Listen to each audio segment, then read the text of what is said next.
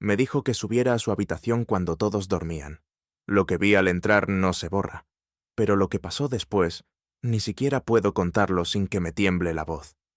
Nunca pensé que una simple conversación pudiera desatar algo tan profundo. Bastó una frase, una mirada y el silencio que le siguió para que todo lo que conocía se desmoronara. Aquel fue el día en que dejé de ser un niño, y el que más tarde me haría preguntarme si alguna vez fui realmente libre. Crecí en un pueblo cerca de Zaragoza, donde todos se conocían y los secretos duraban lo que tardaba una lengua en contarlos. Desde muy pequeño sentía que algo en mí no encajaba del todo. No sabía ponerle nombre, pero era como si mis pensamientos estuvieran afinados en otra frecuencia. Mientras los demás hablaban de fútbol o de chicas, yo sentía que lo mío iba por otro lado, uno que nadie parecía entender, y que yo no me atrevía a explorar. Vivía con mi padre y mis dos hermanas menores. Mi madre nos había dejado cuando yo tenía 6 años, y desde entonces, todo en casa giraba en torno a mantener una rutina funcional. Sin adornos, sin explicaciones. A veces también venía a visitarnos Hugo, el hijo del segundo esposo de mi abuela. Tenía 5 años más que yo, y aunque no éramos familia de sangre, solían decir que éramos como primos. Compartimos muchos veranos, juegos, silencios y un vínculo extraño que se mantuvo incluso cuando él se fue a estudiar a la capital. Yo tenía 16 cuando volvió al pueblo después de varios años fuera. Se quedaría unas semanas para ayudar a su padre con un proyecto de restauración. Fue en ese lapso cuando todo se torció. Recuerdo claramente una tarde en que mi padre me pidió que fuera a avisarle a Hugo que ya era hora de ayudar con unas tareas. Subí sin pensar demasiado. La puerta estaba entreabierta. Él dormía profundamente. La ventana abierta dejaba pasar el aire cálido, y por un segundo me quedé observándolo, no por lo que mostraba su cuerpo, sino por lo que provocaba en mí sin querer, algo que me desconcertaba. No hice ruido. Me quedé parado como un idiota, sin saber si llamarlo o salir corriendo. Pero antes de decidir, él se movió, abrió los ojos y me miró como si ya supiera que estaba allí. Se incorporó con total naturalidad, me saludó con una sonrisa y me dijo que bajaba en un minuto. En cualquier otra situación, habría sido una escena sin importancia, pero para mí fue como un puñetazo al pecho. No por lo que pasó, sino por lo que yo sentí. Ese fue el comienzo del desconcierto. Desde ese día, empecé a observarlo más de cerca. No podía evitarlo. Me irritaba que él pareciera tan tranquilo, tan dueño de sí mismo, mientras yo estaba hecho un lío. Empecé a evitar mirarlo directamente. Pero cada vez que cruzábamos una palabra, algo dentro de mí se tensaba. Una noche, mientras cenábamos todos juntos, mencionó que había encontrado unas revistas escondidas en el garaje, detrás de una caja de herramientas. Mi corazón se paralizó. Eran mías. Revistas que había comprado por pura curiosidad, sin saber bien qué buscaba en ellas. Él no dijo más, solo me miró. Nadie pareció notar la tensión que se formó entre nosotros en ese instante.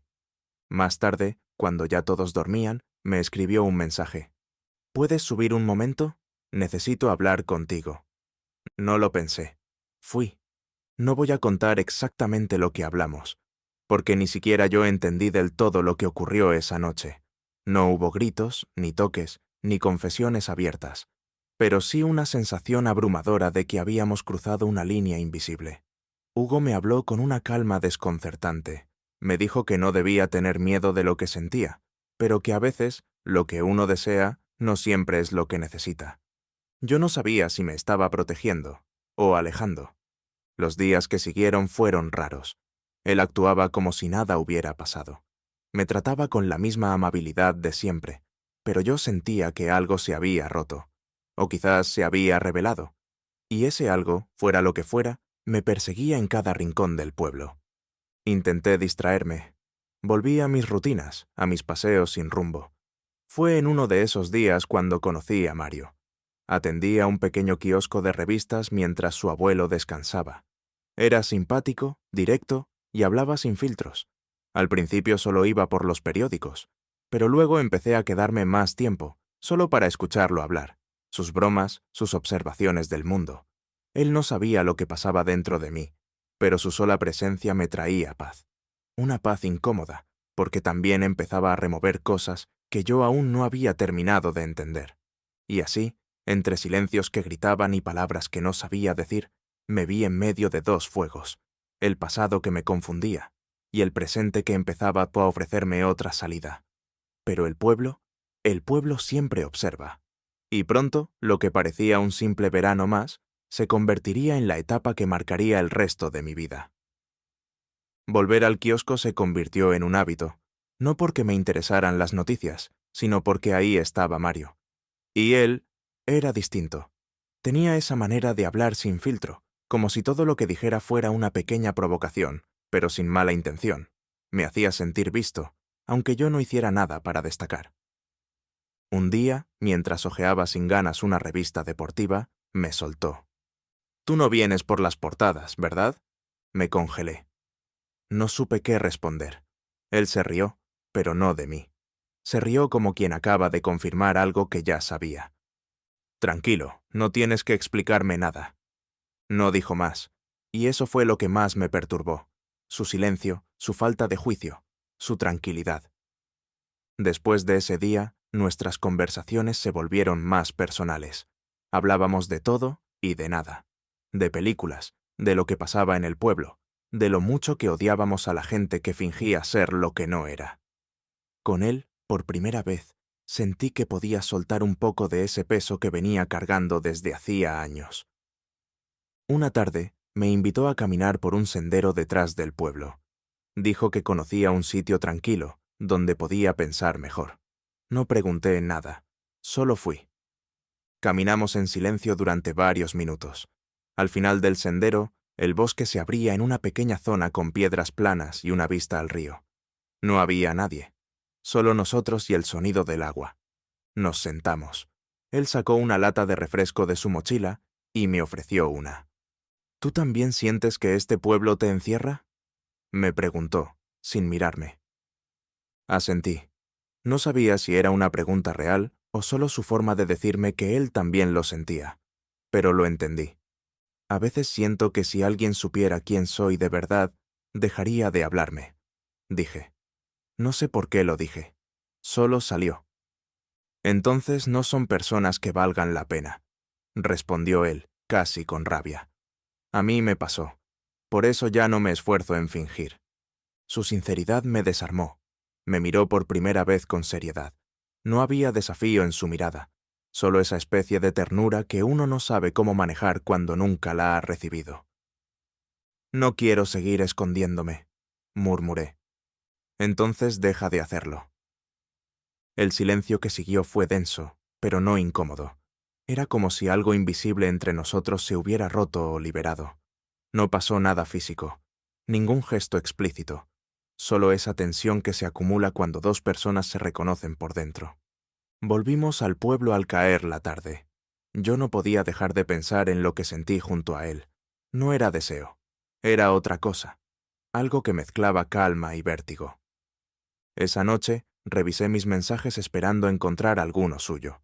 No había ninguno, pero al día siguiente, cuando entré al kiosco, me dejó una nota escrita en un papel doblado dentro de una revista.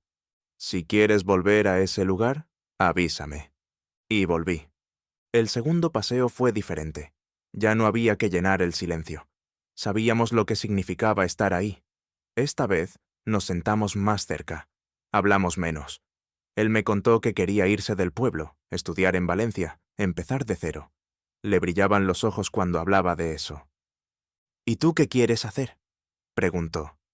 No supe qué decirle. Nunca me había planteado qué quería. Solo sabía lo que no quería.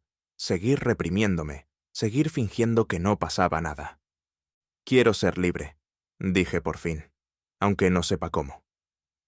Mario me miró largo rato, y por primera vez puso su mano sobre la mía.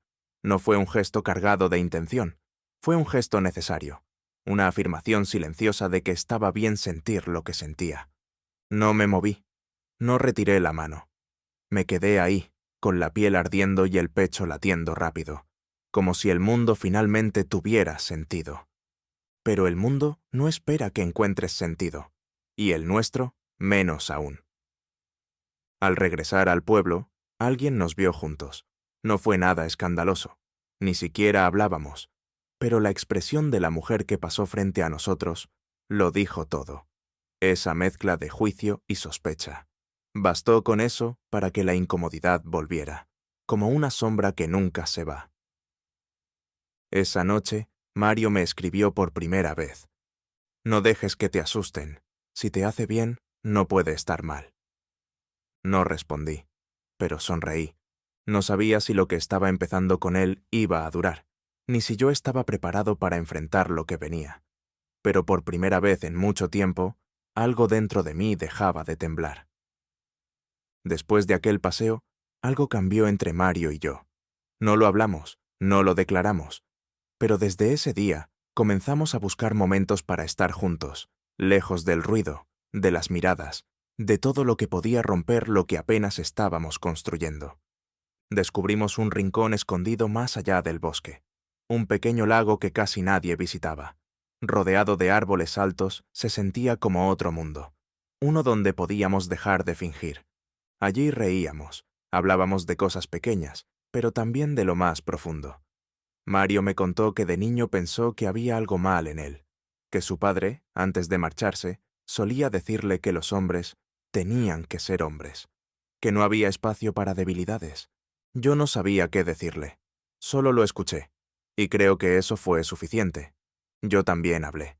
Le dije que nunca me había sentido parte del pueblo, que había aprendido a sonreír por fuera y callar por dentro, que lo que pasó con Hugo me había dejado confundido, pero que estar con él me hacía sentir limpio, ligero.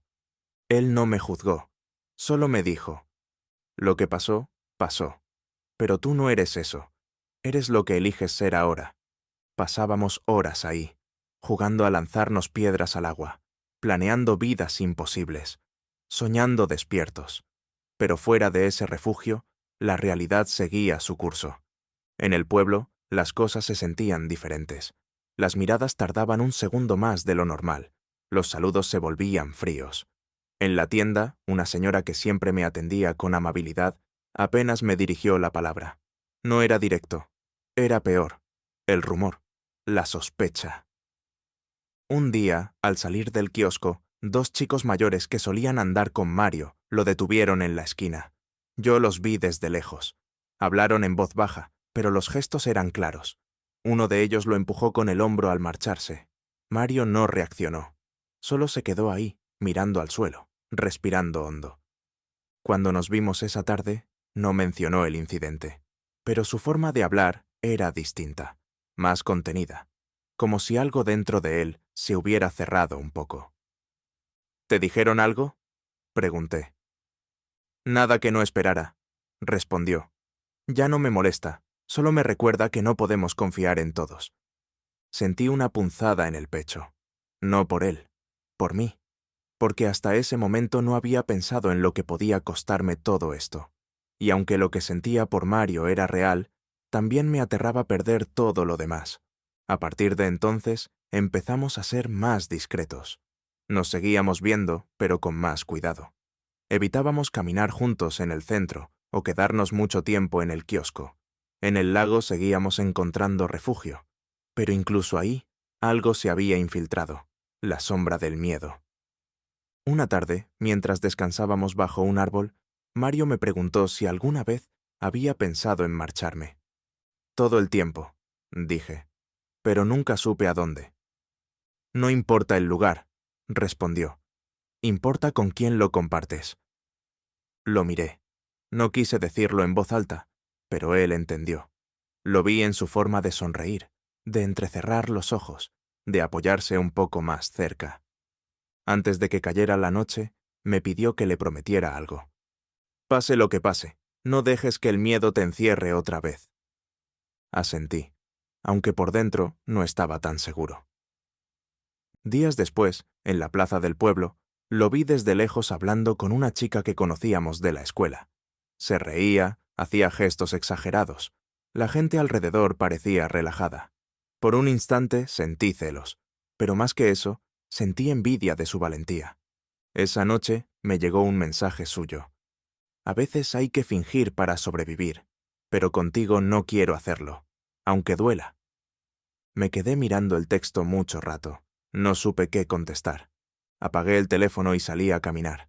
Pasé frente a la casa de Hugo. Estaba vacía, cerrada con candado. Una parte de mí se sintió aliviada. Otra, incompleta. Volví al lago al día siguiente. Mario no estaba. Lo esperé. No vino. Al volver al pueblo, me lo crucé. Iba caminando rápido, con la mochila al hombro. Nos miramos un segundo. No dijo nada, pero me entregó un sobre. Adentro había una hoja doblada en 4. Me voy en unos días. No te pido que vengas, pero si algún día decides salir, ahí estaré. No lloré. No podía. Pero esa noche, por primera vez, entendí que no siempre puedes quedarte donde fuiste herido, ni aunque allí también hayas conocido el amor. Mario se fue un jueves por la mañana, sin escándalos, sin despedidas teatrales, solo una mochila al hombro, un abrazo rápido de su abuelo y un último vistazo al pueblo desde la ventanilla del autobús. No fui a la estación, no porque no quisiera, sino porque no supe cómo estar ahí sin romperme. Me quedé en casa mirando el mensaje que me había dejado, esa nota escrita a mano con una letra que conocía mejor que la mía. Leí esa frase decenas de veces. Si algún día decides salir, ahí estaré. Era una promesa, pero también una pregunta, y yo no tenía la respuesta. Los días siguientes fueron extraños. El pueblo volvió a su ritmo habitual, como si nada hubiera pasado. Pero para mí, todo había cambiado. Cada rincón me recordaba algo de él. El camino al lago, el puesto de revistas, incluso el banco de la plaza donde solíamos sentarnos al atardecer. Intenté seguir con mi vida como si fuera posible, pero algo dentro de mí había despertado, y ya no podía dormirlo. Esa necesidad de vivir sin miedo, sin máscaras, sin tener que calcular cada gesto, cada palabra, cada mirada. Volví al lago solo. No era lo mismo. El silencio pesaba distinto. Me senté en la misma piedra donde solíamos hablar durante horas. Cerré los ojos y, por un momento, imaginé que aún estaba ahí, que todo seguía como antes. Pero Número se había ido, y con él también se fue la parte de mí que se sentía a salvo.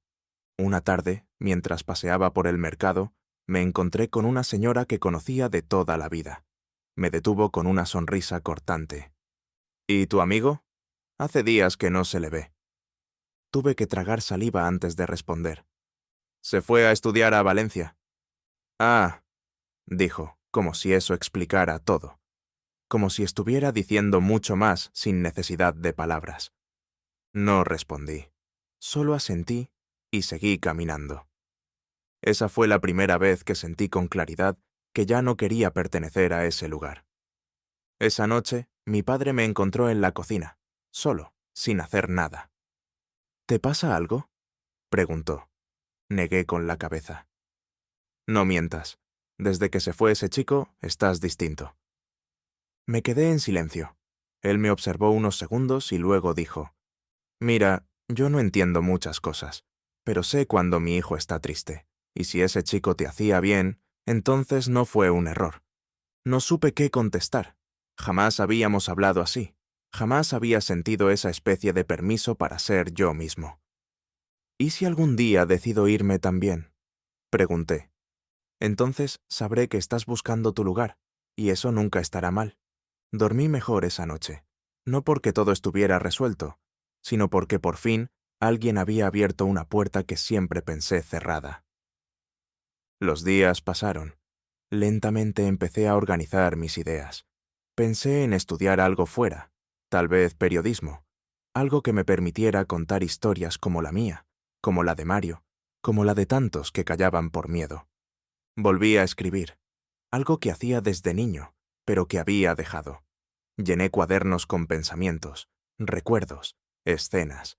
No sabía si algún día alguien los leería, pero escribirlos me ayudaba a no olvidar. Un domingo, mientras limpiaba una caja vieja, encontré una foto de Hugo y yo de pequeños. La miré largo rato. Habíamos compartido mucho, aunque ahora todo eso pareciera parte de otra vida. Pensé en escribirle, pero no lo hice. Algunas historias no necesitan retomarse, solo aceptarse. Una semana después, recibí una carta. Era de Mario. No un mensaje de texto, no un correo. Una carta escrita a mano, con su letra torpe y directa. No ha sido fácil. Valencia es enorme, y a veces me siento pequeño, pero también me siento libre, y eso lo cambia todo.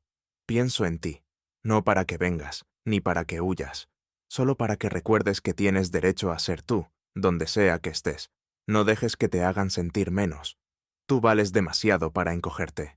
Te espero, cuando estés listo, sin presión, solo con ganas. Lloré, no como en las películas, no con dramatismo.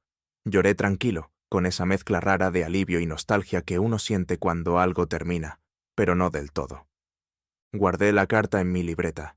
Sabía que no la iba a olvidar, pero necesitaba tenerla cerca, como recordatorio, como guía. El pueblo seguía siendo el mismo, la gente también, pero yo ya no lo era, y aunque aún no sabía cuándo me iría, ya no tenía dudas de que algún día lo haría, porque ahora sabía que merecía algo más que solo sobrevivir. El día que decidí irme no fue especial. No había sol radiante, ni despedidas con lágrimas, ni promesas dramáticas. Simplemente desperté, me miré al espejo y supe que ya no podía quedarme. No porque odiara ese lugar, sino porque por fin entendí que yo no le debía lealtad al miedo. Había pasado más de un año desde que Mario se fue. Al principio escribíamos seguido, luego con menos frecuencia. La vida ocupó su espacio. Aún así, cada vez que leía una de sus cartas, sentía que había una parte de mí allá, en Valencia, caminando por esas calles desconocidas, respirando sin pedir permiso. Preparé mis cosas en silencio. No necesité mucho. Unos libros, mis cuadernos y esa libreta donde guardaba todas las cartas que me ayudaron a sobrevivir. No se lo conté a muchos, solo a mi padre y a mis hermanas. Él me abrazó sin decir nada. Ellas lloraron, yo también. Pero por dentro, algo celebraba. Antes de irme, volví una última vez al lago. Ese lugar que había sido refugio, escape, confesionario. Me senté donde solíamos hacerlo y cerré los ojos. Recordé nuestras risas, nuestras charlas, el momento exacto en que entendí que merecía ser querido sin condiciones. Ahí, por primera vez, no sentí tristeza, sentí gratitud. El autobús salió temprano. Al mirar por la ventana, vi las casas, los caminos, la plaza. Todo se alejaba poco a poco. No con rabia ni con desprecio, solo con la certeza de que ya no me pertenecían, y que estaba bien. Llegué a la ciudad con miedo, sí, pero un miedo distinto, no el que paraliza, sino el que empuja. Tenía una habitación pequeña, una beca parcial y cero certezas, pero me tenía a mí, completo, con mis heridas, mis dudas y mis ganas de empezar de nuevo. Mario me recibió con una sonrisa que no necesitaba explicación. No nos abrazamos como en las películas, solo nos miramos, y esa mirada fue suficiente. No retomamos lo que tuvimos, no como antes. Éramos otros, habíamos crecido, pero la conexión seguía ahí, más tranquila, más clara. Como si ahora, en vez de necesitarnos, simplemente nos eligiéramos. Él estudiaba artes visuales, yo periodismo. Por las noches salíamos a caminar, a veces hablábamos mucho, a veces nada. Nos reíamos de nuestras torpezas, de lo difícil que era acostumbrarse al ritmo de la ciudad. Pero también celebrábamos cada pequeño logro, un trabajo nuevo, una nota publicada, una exposición visitada. Un día, mientras caminábamos por la playa, Mario me dijo algo que quedó grabado en mí. No era el pueblo, éramos nosotros atrapados en él. Ahora que estamos fuera, podemos ser quienes somos, sin permiso. Tenía razón. Con el tiempo, escribí un artículo sobre las personas que crecimos sintiéndonos fuera de lugar. Hablé de los silencios impuestos, del amor escondido, del valor de elegir tu camino aunque tiemble todo. No mencioné nombres, pero quienes debían entenderlo, lo entendieron. Un excompañero del colegio me escribió: «Leí tu texto. Gracias por poner en palabras lo que yo aún no me atrevo a decir». Y supe que todo lo vivido no había sido en vano. Años después, volví al pueblo por unos días. El lago seguía allí, más descuidado, quizá, pero intacto. Me senté, ya sin nostalgia. No para revivir el pasado, sino para honrarlo, porque sin él no estaría donde estoy, ni sería quien soy. Vi a algunas caras conocidas. Algunas me saludaron con frialdad, otras con afecto. Ya no me afectaba. Había dejado de buscar validación donde nunca la iba a encontrar. Pasé por el kiosco. Lo atendía otra persona. Le compré un periódico, como en los viejos tiempos. Y antes de irme, dejé dentro una carta anónima. Contaba una historia. La mía, pero también la de tantos que aún no se atreven a hablar. Por si algún chico, algún día, necesita leerla. Al volver a la ciudad, me sentí liviano. No porque haya olvidado, sino porque ya no cargo con culpa. Mario y yo seguimos caminos diferentes, con cariño, sin rupturas. Él viajó a Berlín, yo me quedé escribiendo, contando historias como la nuestra. Nos escribimos de vez en cuando. Y siempre, al final de sus mensajes me deja la misma frase: donde estés bien, ahí es. Y sí, ahora estoy bien, porque entendí que no hay hogar más real que uno mismo.